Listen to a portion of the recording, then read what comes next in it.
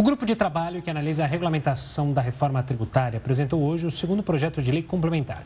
O texto estabelece as regras de administração do Comitê Gestor do Imposto de Bens e Serviços, o IBS, e autoriza também que estados taxem os recursos aportados em planos de previdência privada transmitidos a beneficiários por meio de herança. Agora o texto segue para votação no plenário da Câmara dos Deputados. De acordo com o presidente da Casa, Arthur Lira, a proposta será votada em agosto. A reforma tributária unificaria no IBS os atuais impostos ICMS e ISS. E para falar mais sobre esse assunto, eu converso agora com Bianca Xavier, que é professora de Direito Tributário da FGV do Rio de Janeiro. Professora, muito boa noite para você, bem-vinda. Obrigada, Renata. Boa noite, Gustavo. Quero começar falando com você, professora, sobre a questão da carne, que virou a encrenca da vez nessa regulamentação da reforma tributária. O fato do presidente Lula ter se posicionado a favor de uma isenção tributária para a carne, isso ajudou ou atrapalhou a versão final do texto da regulamentação da reforma tributária?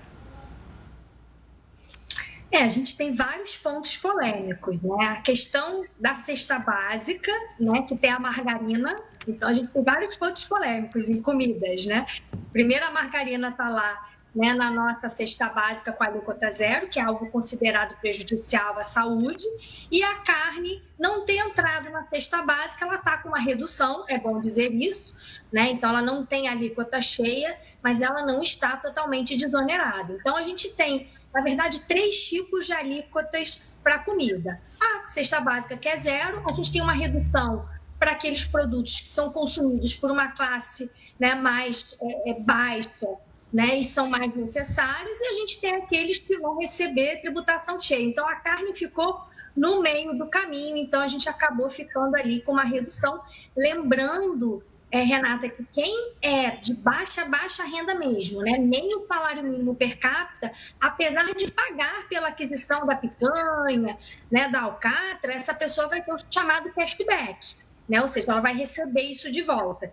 Então, assim, é uma discussão grande, eu acho que a gente não teve oportunidade no GT de discutir melhor, porque os grupos, né, o grupo ficou muito fechado, não recebeu emendas. Então, agora que vai começar a discutir. Então, a carne vai ser discutida ainda no plenário do Congresso, assim como outros produtos também, que merecem aí uma revisão se realmente estão sendo tributados da forma correta. Então, lembrando, esse grupo é só o começo de tudo, agora que vai ser discutido mesmo no plenário da Câmara.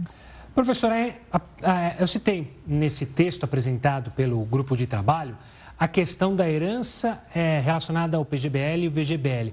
O que eles propõem? Porque isso não estava no esboço lá atrás do governo e aí foi retomado agora. Qual que é a ideia disso e pode ter efeitos práticos? Nossa, né, a gente está aproveitando a reforma tributária, né, o governo aproveitou e o Congresso aproveitou para resolver um monte de pendência que tinha, né? Então, a gente tem uma discussão específica sobre a reforma, sobre o consumo.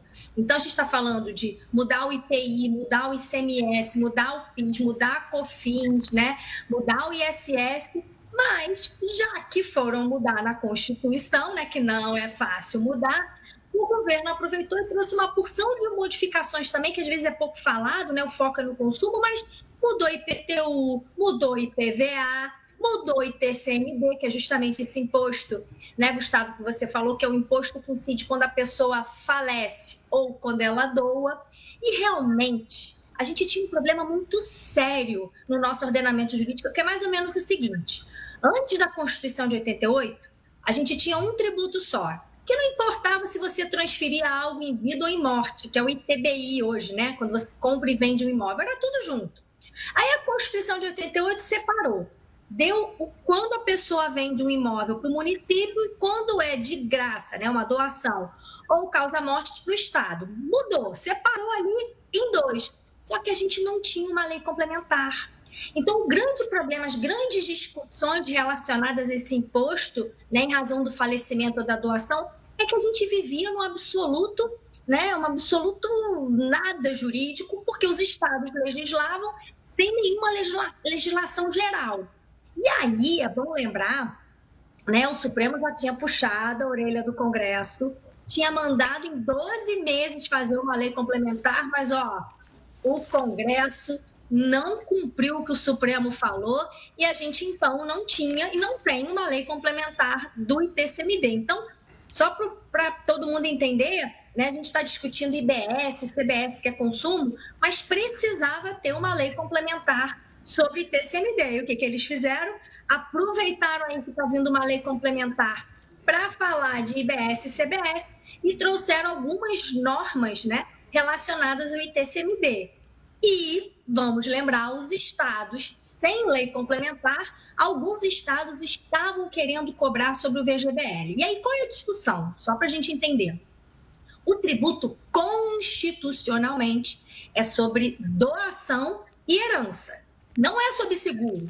Então, a grande discussão que a gente tem, já tem até decisão favorável no Superior Tribunal de Justiça, é que se você, né, como pessoa física, constitui um seguro, né, e, portanto, isso não é uma herança, não é uma doação, é um seguro, tem natureza securatória, não estaria aí passível de tributação do ITCMD. Então, a pergunta que se faz é: será que o fato da lei complementar falar agora que o VGBL é herança e não é seguro vai realmente fazer com que mude a decisão da STJ e, quiçá, do STF, que também vai falar sobre esse ponto? Então, é polêmico.